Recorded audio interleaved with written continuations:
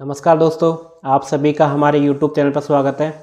दोस्तों, आज मैं कक्षा 4 व 5 के विद्यार्थियों के लिए प्रयास हिंदी कार्य पुस्तिका में कार्यपत्रक नंबर 61 से लेकर कार्यपत्रक नंबर 65 तक संपूर्ण हल लेकर आया हूं, तो आप वीडियो को अंत तक देखिए। कार्यपत्रक नंबर 61 है। नीचे दिए गए गद्यांश को पढ़े और विराम चिन्हों का प्रयोग करते हुए पुनः लिखिए। देखो, ये गद्यांश दिया गया है, इसको पढ़ना है और इसमें विराम चिन्हों का प्रयोग करते हुए इसको पुनः लिखना है। तो भूरा राम और करीम स्कूल जा रहे थे, तभी करीम का पैर कीचड़ से भरे गड्ढे में पड़ा और करीम गिर पड़ा। भूरा राम बोला, अरे ये क्या हुआ। करीम कहराते हुए उठा और बोला, यार मैं तो सामने झाड़ी पर बैठी तितली देखने लगा था और पता नहीं चला कि कब गड्ढा आया और गिर पड़ा। सारे कपड़े ही खराब हो गए। भूरा राम ने कहा, चलो अब पहले इस गड्ढे को मिट्टी से भर देते हैं, नहीं तो कोई भी गिर सकता है। दोनों दोस्त मिलकर गड्ढे को भर देते हैं। तो देखो, जो ये गद्यांश है इसको दोबारा लिखना है और उसमें विराम चिन्हों का प्रयोग करना है। इसके अंदर जैसे भूरा राम और करीम स्कूल जा रहे थे, ठीक है, यहाँ पे एक कोमा, तभी करीम का पैर कीचड़ से भरे गड्ढे में पड़ा और करीम गिर पड़ा। तो भूरा राम बोला, हरे, तो यहाँ पे विस्मय बोधि चिन्ह आ गया। ये क्या हुआ, यहाँ में क्वेश्चनवाचक चिन्ह।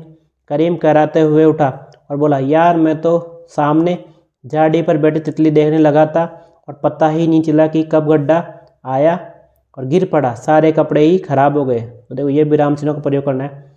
भूरा राम ने कहा, कोमा, चलो अब पहले उस गड्ढे को मिट्टी से भर देते हैं, नहीं तो कोई भी गिर सकता है। दोनों दोस्त मिलकर गड्ढे को भर देते हैं। तो क्वेश्चन 2 है, नीचे दिए गए वाक्यों को पढ़कर सही विराम चिन्ह लगाते हुए लिखिए। तो बहुत समय पहले की बात है, तो बहुत समय पहले की बात है, आ जाएगा पूर्ण विराम। उस समय आदमी के पास धन नहीं था, तो उस समय आदमी के पास धन नहीं था, यहाँ पे पूर्ण विराम आ जाएगा।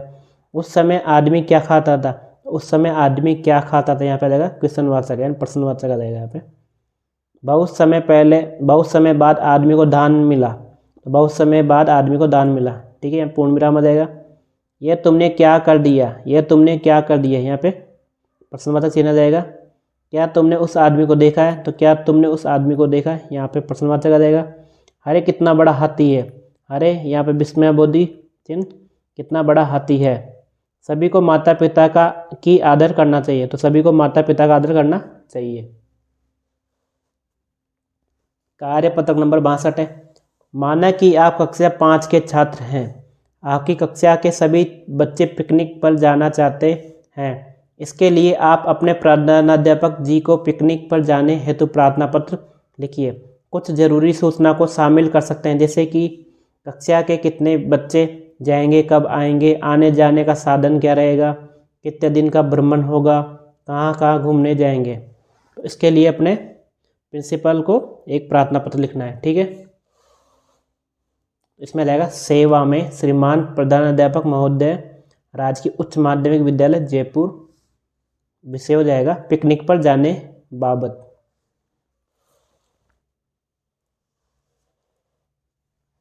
तो महोदय जी, नम्र निवेदन है कि हम कक्षा 5 के 30 छात्र 5 दिन के लिए पिकनिक मनाने हेतु माउंट आबू जाना चाहते हैं। हम लोग रविवार 19/11/2023 को जाकर 25/11/2023 को पुनः लौट आएंगे। जाने आने का सफ़र ट्रेन से करेंगे। ट्रेन से आबू रोड पहुंचकर वहां से जीप या टैक्सी द्वारा माउंट आबू जाएंगे। वहां गुरु शिखर, नक्की झील, दिलवाड़ा मंदिर आदि प्रसिद्ध स्थान देखेंगे। अतः आपसे निवेदन है कि आप हमारे कक्षा अध्यापक के साथ हमें पिकनिक पर जाने की अनुमति प्रदान करें। यह हो जाएगा धन्यवाद। दिनांक लिखनी है यहाँ पे। आपका आज्ञाकारी महेश, कक्षा 5। कार्यपत्रक 63 है। नीचे लिखे शब्दों में इला शब्द जोड़कर नया शब्द लिखिए। तो ये शब्द दिए गए हैं, ये प्रत्यय है इला, तो शब्द के पीछे इला प्रत्यय जोड़कर नया शब्द बनाना है। तो उससे अर्थ, ठीक है। तो जहर प्लस इला, जहरीला, जिसमें जहर हो। गरु प्लस इला, गर्वीला, जिसमें घमंड हो। कांटा प्लस इला, कंटीला, जिसमें कांटे हो। नशा प्लस इला, नशीला, जिसमें नशा हो। पत्थर प्लस इला, पथरीला, जिसमें कंकर पत्थर हो। क्वेश्चन 2 है, नीचे लिखे शब्दों में बे जोड़कर नया शब्द बनाइए। तो बे यहाँ पे क्या है, उपसर्ग है, तो शब्द में उपसर्ग जोड़ना है और नया शब्द बनाना है, उसका अर्थ लिखना है। तो घर प्लस बे, तो बेघर, बिना घर का। मतलब प्लस बे, बे मतलब बिना मतलब का। कार प्लस बे, बेकार, बिना काम का। खबर प्लस बे, बेखबर, बिना खबर का। बे प्लस कसूर, बेकसूर, बिना कसूर का। बे प्लस सहारा, बेसहारा, बिना सहारे का। बे प्लस ईमान, बेईमान, बिना ईमान का। बे प्लस इज्जत, बेइज्जत, बिना इज्जत का। क्वेश्चन 3 है, शब्द में से मूल शब्द में प्रत्यय को पहचान कर लिखिए। देखो, दुकानदार में मूल शब्द देखना है और प्रत्यय देखना है। तो दुकान मूल शब्द हो गया, दार प्रत्यय हो गया। दूध मूल शब्द हो गया, वाला प्रत्यय हो गया। सुंदर मूल शब्द हो गया, ता प्रत्यय हो गया। गाड़ी मूल शब्द हो गया, वान प्रत्यय हो गया। वर्कशीट नंबर 64 है, अपने मित्र सहेली को बहन की शादी में आने हेतु निमंत्रण पत्र लिखना है। तो दिनांक 4/12/2023, मानसरोवर, जयपुर। प्रिय मित्र या सहेली ममता, मैं यहाँ कुशल पूर्वक हूँ, तुम भी कुशल पूर्वक होगी। बड़े अर्ज का विषय है कि मेरी बड़ी बहन का विवाह जनवरी माह की 10 तारीख को होना तय है। बारात अजमेर से आएगी। शादी का स्थान शिव विलास मैरिज गार्डन रहेगा। हल्दी और मेहंदी की रस्म एक दिन पहले घर पर ही होगी। शादी में मनीष और सीता भी आएंगे। तुम्हें भी शादी व हल्दी मेहंदी रस्म में उपस्थित रहना है। हम सब मिलकर बहुत मज़े करेंगे। शादी का कुछ कार्य तुम भी करोगी तो मुझे सुविधा हो जाएगी। शादी का कार्ड मैंने पोस्ट कर दिया है, तुम ज़रूर आना। आंटी अंकल को मेरी ओर से प्रणाम कहना व छोटे अनुज को प्यार। तुम्हारी सहेली क्या हो जाएगा, प्रिया।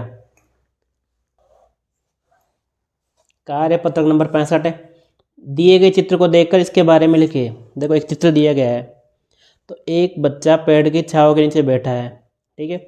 यहाँ पे एक व्यक्ति नाव चला रहा है। यहाँ पे कच्चे मकान है, यहाँ पे पेड़ पौधे लगे हुए हैं, ठीक है। ये आगे इसके नदी बह रही है। जैसे कि ये, घने पेड़ की छाया में सोहन मीठी बांसुरी बजाए, ठंडी शीतल श्यान नदी में रोहन अपनी नाव चलाए।